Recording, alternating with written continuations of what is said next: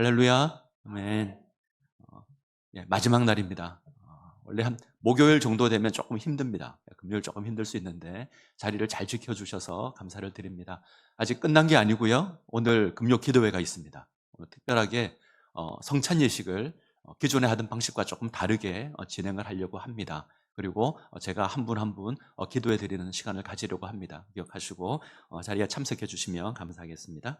자, 본문 말씀을 보겠습니다. 실패의 자리에서 회복으로, 이런 제목으로 말씀을 보겠습니다. 우리는 지금 예수님께서 이 땅에서 보내신 마지막 하루를 살피고 있습니다. 이 속에서 우리가 반복해서 확인하는 건 예수님께서는 하나님의 뜻을 이루기 위해서 십자가로 나아가시는데 제자들은 그렇지 않다는 겁니다. 제자들은 예수님을 따르는 일에 실패합니다. 제자들은 예수님을 넘겨주고요. 제자들은 예수님을 부인합니다. 그리고 제자들은 예수님을 버리고 도망합니다. 하나님의 놀라운 구원 이야기, 그리고 인간의 실패 이야기, 이 두 가지가 이 마지막 하루에 뒤섞여 있습니다. 인간의 실패 가운데 대표적인 것 하나가 베드로의 부인입니다. 베드로는 죽는 한이 있어도 주님을 버리지 않겠다 맹세를 했는데 그 맹세한 지 얼마 지나지 않아서 새벽에 주님을 3번이나 부인합니다. 베드로가 예수님을 부인한 이야기는 아주 유명하죠. 웬만한 사람들은 다 압니다. 그리고 4권의 복음서 모두 등장합니다. 그만큼 중요합니다. 예수님께서 겟세마네에서 잡히실 때에 다른 모든 제자들은 도망합니다. 그래도 베드로는 도망하지 않고 멀찍이 떨어져서 일행을 쫓습니다. 아마 이때만 하더라도 베드로는 아마 스스로 만족했을지 모릅니다. 다 버렸는데 그래도 나는 남았다, 이렇게 생각했을지 모릅니다. 예수님께서 종교 지도자들에게 신문을 받으실 때에 베드로는 대제사장의 집 아랫뜰에 있습니다. 대제사장의 여종 하나가 베드로를 알아보고 고소합니다. 너도 나사렛 예수와 함께 있었다. 내가 너를 봤다. 그러자 베드로가 부인하죠. 나는 네가 무슨 말을 하는지 나는 모르겠다. 깨닫지도 못하겠다. 급하게 자리를 옮깁니다. 이제는 앞뜰로 갑니다. 그곳에서 또 다른 여종이 베드로를 고소합니다. 또 부인하죠. 잠시 후에 다른 사람이 베드로를 고소합니다. 아마 동일하게 종이었을 것 같습니다. 그러자 베드로는 저주를 선포합니다. 자, 71절 같이 한번 볼까요? 14장 71절 같이 읽겠습니다. 그러나 베드로가 저주하며 맹세하되 나는 너희가 말하는 이 사람을 알지 못하노라 하니, 베드로의 저주에 대한 해석은 2가지입니다. 하나는 자기 자신에게 저주를 선포했다라는 건데, 내가 예수를 안다면 내게 저주가 임할 거다. 나는 이 사람을 알지 못한다. 이렇게 해석할 수 있고요. 또 하나는 예수님을 저주하는 것으로도 해석할 수 있습니다. 자신을 하나님의 아들이란 말하는 예수에게 저주가 임할 거다. 나는 저 사람을 알지 못한다. 둘 다 해석이 가능할 것 같습니다. 자, 분명한 건 베드로는 지금 예수님과의 관계를 끊습니다. 끝까지 주님을 따르겠다 맹세했던 베드로인데 너무나 허무하게 예수님을 부인합니다. 그때 닭이 2번 웁니다. 닭 울음소리에 베드로는 예수님께서 하신 말씀을 기억하며 기억을 하죠. 오늘 이 밤 닭이 2번 울기 전에 네가 3번 나를 부인하리라. 이 일을 생각하고 베드로도 웁니다. 닭이 울고요, 베드로도 웁니다. 자, 마가복음은 이런 베드로의 모습과 예수님의 모습을 아주 절묘하게 비교를 합니다. 예수님은 자신의 목숨을 노리는 권세 있는 대제사장에게 신문을 받습니다. 베드로는 단순히 위협하는 여종에게 신문을 받습니다. 예수님 신문 받는 숫자가 3번입니다. 베드로 역시 3번의 질문을 받습니다. 대제사장이 예수님을 향해서 네가 찬송받을 이의 아들 그리스도냐라고 묻습니다. 그래서 베드로는 내가 그리스도다 대답을 하십니다. 여종의 베드로를 향해서 네가 예수의 제자냐 묻습니다. 베드로는 부인합니다. 종교 지도자들은 예수를 신성모독이라고 고소합니다. 예수님은 실제 하나님의 아들이었습니다. 신성모독이 아니죠. 이들의 고소가 틀렸습니다. 근데 베드로는 예수님을 저주합니다. 하나님의 아들이라 고백했던 베드로인데 그 예수님을 저주합니다. 베드로가 신성모독의 죄를 짓습니다. 예수님께서는 더 큰 고난을 받고 감당하시지만 베드로는 작은 고난에도 넘어지고 예수를 부인합니다. 예수를 위해서 목숨을 버리겠다 큰 소리 쳤던 베드로인데 목숨을 위해서 예수를 저주합니다. 철저하게 넘어지고요, 철저하게 실패합니다. 오늘 본문 이야기는 마가복음 독자 입장에서 보게 되면 좀 더 선명합니다. 로마의 박해를 인해서 이들이 신음합니다. 로마는 예수를 믿는 그리스도인들을 잡아서 신문하고 죽였습니다. 너는 나사렛 사람 예수와 함께 있었다. 너는 그 도당이다. 베드로가 들었던 이 말을 초대 그리스도인들이 그대로 덧습니다. 이들이 대답할 수 있는 건 두 가지죠. 하나는 그리스도인이라는 것을 인정하고 고난의 길을 걷는 겁니다. 예수님을 따르는 겁니다. 또 하나는 예수님을 부인하는 겁니다. 예수님을 부정하는 것이고 신성모독의 죄를 짓는 겁니다. 이건 베드로의 길을 걷는 겁니다. 똑같은 상황이 우리에게 주어진다면 어떤 길을 선택하시겠습니까? 예수님의 길입니까? 베드로의 길입니까? 저는 우리가 예수님의 길을 걸어야 될 줄 믿습니다. 자, 한 가지 궁금한 게 있는데 왜 마가는 베드로의 부인을 기록할까? 베드로는 마가의 스승입니다. 베드로의 제자가 마가거든요. 그리고 초대교회 당시에 상당히 영향력이 있었던 사도가 베드로입니다. 이런 베드로에게 오늘 본문의 사건은 굉장히 수치스러운 사건이죠. 감출 수도 있었을 겁니다. 근데 기록합니다. 자, 마가만 기록하는 게 아니라 네 복음서의 저자들이 모두 다 기록합니다. 왜 그랬을까? 아마 이들은 아주 중요한 교훈을 주기를 원했을 겁니다. 아마 첫 번째 교훈은 이겁니다. 이 일은 언제든지 우리에게도 일어날 수 있다. 예수님을 부인하고 예수님을 넘겨주는 이 일은 우리에게도 언제든지 일어날 수 있다. 우리 역시 베드로의 길을 걷습니다. 사실 베드로 이야기는 우리 이야기입니다. 오늘 베드로의 모습을 보면서 베드로를 욕하고 나는 베드로와 같지 않겠다. 나는 그런 삶을 살지 않았다라고 이야기하는 사람이 있다면 아마 그 사람은 가짜일 겁니다. 우리는 끊임없이 실패하고 끊임없이 넘어집니다. 끊임없이 예수를 넘겨주고 끊임없이 예수를 부인합니다. 우리는 끊임없이 세상과 타협하고 하나님 섬기기를 멈출 때가 있습니다. 우리와 베드로는 같습니다. 수제자로 불리는 베드로도 실패했습니다. 우리가 실패하는 건 당연할 겁니다. 언제든지 고난이 무서워 뒷걸음질 칠 수 있는 것이 우리들입니다. 실패하고 넘어질 수 있습니다. 자, 또 하나의 교훈은 실패의 자리에 머물지 말고 돌이키라는 겁니다. 예수를 3번 부인하고 저주까지 한 베드로인데 이후에 훌륭한 사도가 됩니다. 이건 아마 큰 위로가 될 겁니다. 베드로도 회복되었으니 너희도 실패 자리에 머물지 말고 다시 회복 자리로 나아가라. 이것이 또 하나의 교훈일 겁니다. 이 교훈은 다른 복음서에 훨씬 더 선명합니다. 자, 누가복음을 보시면 예수님께서 베드로의 부인을 예언하시면서 믿음이 떨어지지 않기를 기도하십니다. 어제 봤던 말씀인데 다시 한번 볼까요? 22장 32절. 자, 같이 읽겠습니다. 그러나 내가 너희를 위하여 내 믿음이 떨어지지 않기를 기도하였노니 너는 돌이킨 후에 내 형제를 굳게 하라. 실패할 수 있습니다. 그러나 믿음이 흔들리면 안 됩니다.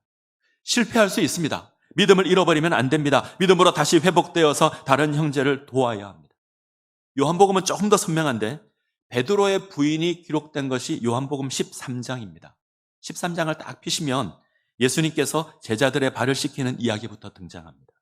그리고 6월절 만찬이 있고요. 예수님께서 가룟 유다가 예수를 팔 것을 말씀하십니다.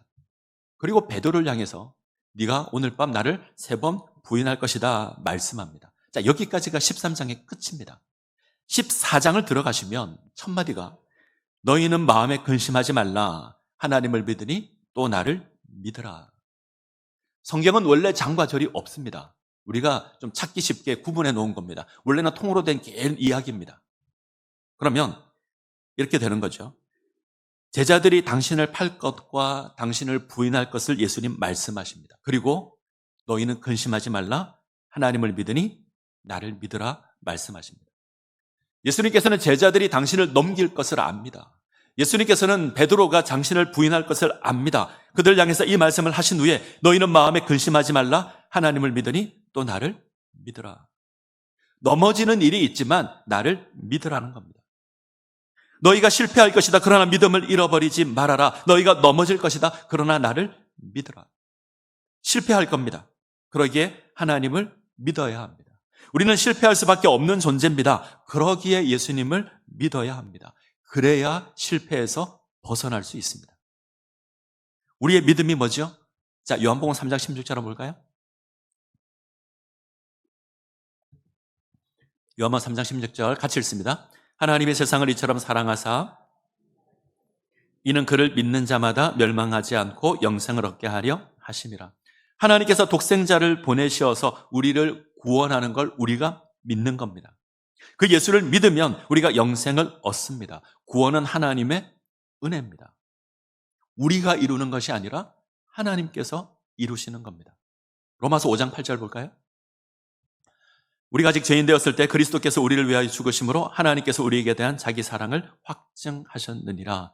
우리가 아직 죄인 되었을 때에, 이 말은 우리가 아직 하나님의 심판 가운데 있을 때에, 우리에게 아무런 소망이 없을 때에, 구원을 위한 어떤 자격과 조건이 없을 때에 그리스도께서 우리를 위하여 죽으셨습니다.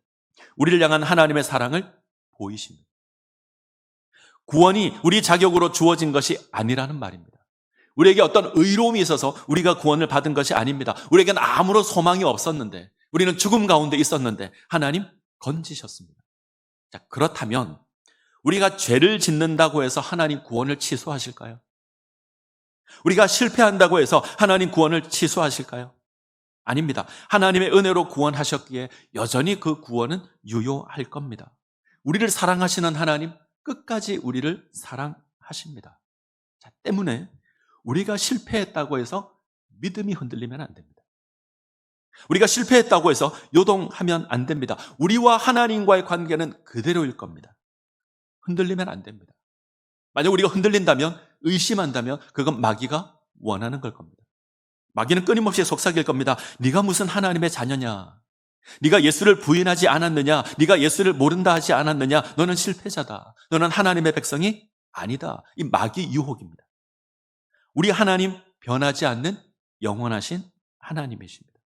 우리는 실패해도, 우리는 넘어져도 하나님 실패하지 않으십니다. 그 하나님 영원히 우리의 하나님이십니다. 아멘. 자, 로마서 8장 31절 볼까요? 31절, 32절. 자, 같이 읽겠습니다. 그런즉 이 일에 대하여 우리가 무슨 말을 하리요? 만일 하나님이 우리를 위하시면 누가 우리를 대적하리요? 자기 아들을 아끼지 아니하시고 우리 모든 사람을 위하여 내주시니가 어찌 그 아들과 함께 모든 것을 우리에게 주시지 아니하겠느냐? 하나님 우리를 구원하셨습니다. 하나님 구원하셨는데 누가 이 구원을 흔들 수 있습니까? 하나님께서 자기 아들까지 우리를 위해서 내주셨습니다. 만약에 더 필요한 게 있다면 하나님 주실 겁니다. 무슨 말이죠? 우리 구원은 취소될 수 없습니다. 우리 구원은 취소되는 일이 없고 실패되는 일이 없습니다. 우리는 실패하고요. 우리는 넘어집니다. 그러나 하나님 실패하지 않으십니다. 때문에 그 무엇도 우리를 그리스도 예수 안에 있는 하나님의 사랑에서 끊을 수 없습니다. 8장 35절 보죠. 자, 같이 읽겠습니다. 누가 우리를 그리스도의 사랑에서 끊으리요? 환난이나 공고나 박해나 기근이나 적신이나 위험이나 칼이랴. 무엇도 예수 그리스도의 사랑에서 끊을 수 없습니다. 뒤를 보시면 사망이나 생명이나 천사자들이나 권세자들이나 현재일이나 장래일이나 능력이나 높음이나 기품이나 다른 어떤 피조물도 우리를 우리 주 그리스도의 사랑에서 끊을 수 없다 고백합니다. 이것이 성경의 고백입니다. 우리는 실패할 수 있고, 우리는 넘어질 수 있고, 우리는 낙심할 수 있고, 그러나 하나님 실패하지 않으십니다. 하나님 여전히 우리를 붙들고 계시고 우리를 구원하십니다. 그러기에 하나님 믿으셔야 합니다. 어떤 상황에서도 믿음이 흔들리지 말아야 합니다. 우리가 실패하는 그 자리에서도 우리의 믿음이 흔들리면 안 됩니다. 복음의 소망에서 흔들리지 말아야 합니다. 우린 예수님께서 베드로를 어떻게 회복시켰는지 잘 압니다. 갈릴리 바다에서 실패한 베드로를 부르십니다. 묻죠. 요한의 아들 시몬아, 네가 나를 이 사람들보다 더 사랑하느냐? 요한의 아들 시몬아, 네가 나를 사랑하느냐? 요한의 아들 시몬아, 네가 나를 사랑하느냐? 예수님을 3번 부인한 베드로에게 3번 묻습니다. 그리고 그때마다 베드로가 고백합니다. 내가 주님을 사랑하는 줄 주님께서 아시나이다. 이 고백이 우리에게 있어야 합니다. 예수님께서 원하시는 건 맹세가 아닙니다. 내가 절대 당신을 부인하지 않겠습니다. 내가 주님과 함께 죽을지언정 주를 부인하지 않겠습니다. 이 맹세를 주님께서 원하시는 게 아닙니다. 주님 고백을 원하십니다. 내가 주님 사랑하는 줄 주님께서 아시나이다. 내가 당신을 사랑합니다. 하나님 원하시는 건 고백입니다. 맹세가 아니고요. 우리는 맹세를 지킬 정도로 그렇게 유능한 존재가 아닙니다. 이 고백 가운데 세워지시기를 바랍니다. 하나님 변함없이 우리를 사랑하시기에 우리도 하나님, 내가 당신을 사랑합니다 고백할 수 있기를 원합니다. 변함없이 나를 사랑하시는 그 주님을 기억하시고 이 사랑 고백하시기를 소원합니다. 성경을 보시면 인간의 실패 이야기와 하나님의 구원의 이야기가 가득합니다. 사실 성경은 이 두 이야기가 전부죠. 실패하는 이야기가 많습니다. 사방의 실패 이야기입니다. 아담과 하와가 에덴에 있었지만 하나님을 섬기는 일에 실패합니다. 이들은 최고의 환경 가운데 있었는데 하나님께서 금하신 선악과에 손을 댑니다. 믿음의 조상 아브라함도 실패하죠. 아내를 누이라고 속이고 하갈을 통해서 이스마엘을 낳습니다. 출애굽의 역사를 일으킨 모세도 실패합니다. 그는 가나안 땅에 들어가지 못합니다. 하나님의 거룩함을 드러내지 못해서 약속의 땅을 누리지 못했습니다. 이스라엘을 회복시켰던 사무엘, 너무나 위대한 선지자지만 자식 농사는 실패했습니다. 골리앗을 이겼으며 이스라엘의 부흥을 일으켰던 다윗도 밧세바의 유혹에 넘어집니다.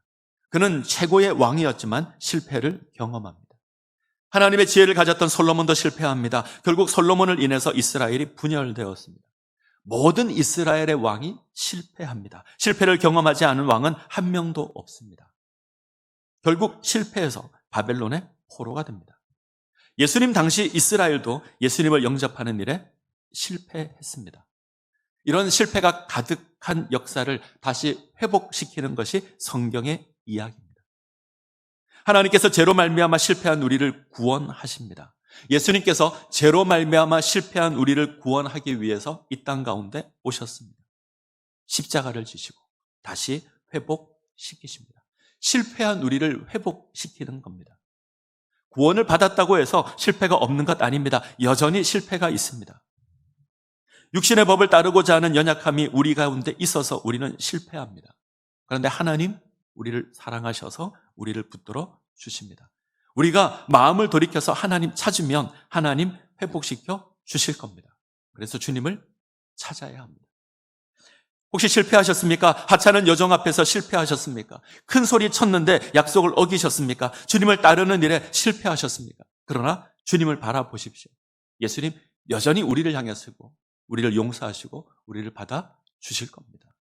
실패하는 건 괜찮습니다. 문제는 실패의 자리에 머물러 있는 겁니다. 우리 주님 우리를 사랑하시고 우리를 용서하시는 하나님이십니다. 우리가 주님께 나아가야 합니다. 실패는 성공의 어머니라는 말이 있죠. 수많은 실패를 통해서 성공을 이루어 갑니다. 수많은 시행착오를 통해서 목표를 이루어 가는 겁니다. 발명왕 에디슨을 우리는 잘 압니다. 그는 전구, 축음기, 발전기, 영사기 이런 것들을 만들었는데 그가 발명한 것이 무려 1093개입니다. 그래서 그를 우리는 발명왕 이렇게 부릅니다. 하지만 에디슨만큼 많은 실패를 한 사람도 없습니다. 실패의 숫자를 센다면 세계 1등이 에디슨일 겁니다. 전구 하나 만드는데 10,000번을 실패합니다. 전구를 제외하고 1000개가 넘는 발명품이 있는데 10번씩만 실패한다고 해도 총 20,000번이 넘는 실패를 경험하는 겁니다. 실제로는 엄청난 실패를 했을 겁니다. 그럼에도 불구하고 우리는 아무도 에디슨을 실패자로 보지 않습니다. 유명한 발명가로 봅니다. 에디슨이 이런 고백을 합니다. 나는 9,999번 실패를 한 것이 아니고 다만 전구를 만들 수 없는 9,999가지의 이치를 발견했을 뿐이다. 실패가 성공의 비결이 되는 겁니다. 실패는 성공의 어머니라는 말은 이래서 의미가 있을 겁니다. 실패가 의미 없는 것이 아니라는 말입니다. 우리 신앙에서도 실패가 의미가 있을 겁니다. 하나님 실패를 통해서 우리를 세워가십니다. 우리는 실패를 통해서 하나님의 뜻을 깨닫고 하나님을 섬깁니다. 때로는 성공이 아닌 실패를 통해서 하나님 우리에게 말씀하십니다. 때로는 실패가 우리에게 훨씬 더 많은 교훈을 줄 겁니다. 이스라엘은 여리고성을 정복한 이후에 아이성을 정복하려고 하는데 실패합니다. 아간이 죄를 지었습니다. 동시에 이스라엘이 교만했습니다. 거대한 여리고를 이겼기에 아이성을 얕잡아 봤습니다. 그런데 실패합니다. 자, 이 실패가 가나안 정복의 미끄럼이 되었을 겁니다. 이스라엘은 전쟁이 군대에 많고 적음에 달려있지 않다 배웠을 겁니다. 하나님이 함께 하셔야 이긴다 알았을 겁니다. 하나님의 말씀에 순종해야 승리한다 배웠을 겁니다. 실패를 통해서 하나님을 배우는 겁니다. 베드로는 고난이 두려워 예수님을 부인한 걸 절대 잊지 않았을 겁니다. 아마 잊을 수 없었을 겁니다. 새벽에 닭 우는 소리만 들어도 그는 괴로웠을 겁니다. 자, 이랬던 베드로가 고난의 사도가 됩니다. 베드로 전서는 고난 가운데 있는 그리스도를 향한 고난을 기뻐하라 권면하는 성경입니다. 마가복음과 기록 배경이 같습니다. 고난을 두려워하는 그 독자들에게 예수님의 고난을 본받아 고난받는 것을 기뻐하라 권하는 것이 베드로 전서입니다. 자, 베드로 전서 5장 12절을 한번 볼까요? 베드로 전서 5장 12절 같이 읽습니다. 내가 신실한 형제로 하는 실로안으로 말미암아 너희에게 간단히 써서 권하고 이것이 하나님의 참된 은혜임을 증언하노니 너희는 이 은혜에 굳게 서라. 이것이 하나님의 참된 은혜임을 증거한다. 너희가 이 은혜 가운데 서라. 이때 은혜는 고난입니다. 예수 믿는 것을 인해서 당하는 고난입니다. 하늘의 소망을 인해서 당하는 고난입니다. 그것을 은혜라고 합니다. 베드로는 이것이 하나님의 참된 은혜라고 합니다. 고난이 두려워서 뒷걸음치던 그 베드로입니다. 예수님을 3번씩이나 부인했고 심지어 저주했던 그 베드로입니다. 실패했던 베드로입니다. 그러나 그 실패를 통해서 베드로는 예수님을 더 사랑하는 모습으로 세워졌습니다.